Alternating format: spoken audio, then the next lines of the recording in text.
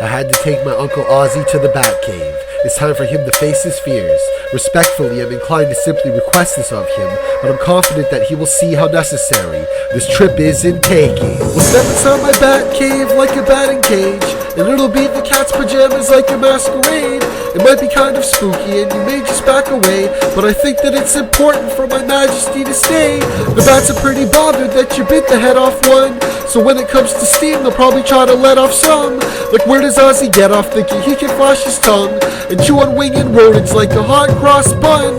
Be that as it may, the bats would like to meet you, and hopefully it's not something you want to kiss your teeth to, cause frankly Ozzy Osbourne, you've acted like a mean prune and got extremely comfortable inside the fucking steam room. The bats are gonna act like they should get apologies, like daughters asking fathers why they gave them bottle dreams.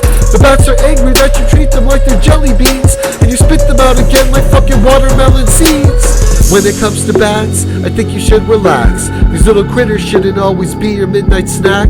It might have been an isolated incident in fact, but if it's common practice you should really readapt. When it comes to bats, I think you should relax. These little critters shouldn't always be your midnight snack. It might have been an isolated incident in fact, but if it's common practice you should really readapt. You probably think a bat cave is ridiculous, but Ozzy's put himself in quite the large predicament. You may just find these winged rodents in your ligaments. I hope that Ozzy Osbourne isn't fucking ticklish.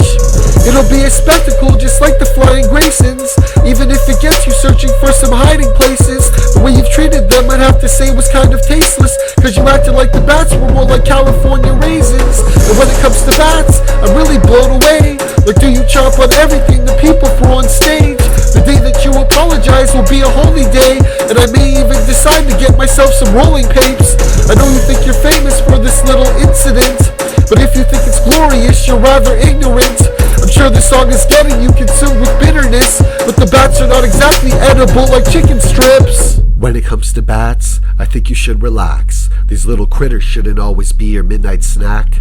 It might have been an isolated incident in fact, but if it's common practice you should really readapt. When it comes to bats, I think you should relax. These little critters shouldn't always be your midnight snack.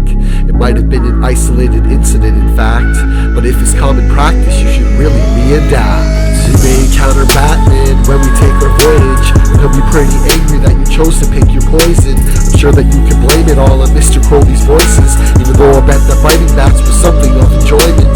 And if we talk to Batman, he may require justice, or at the very least some criticism that's constructive. I know the thought of biting bats for you must be seductive, but eventually you'll find they've turned your carriage to a pumpkin. And you can bite the bats, but they may bite you back. And if we talk to Batman, he may throw a sneak attack.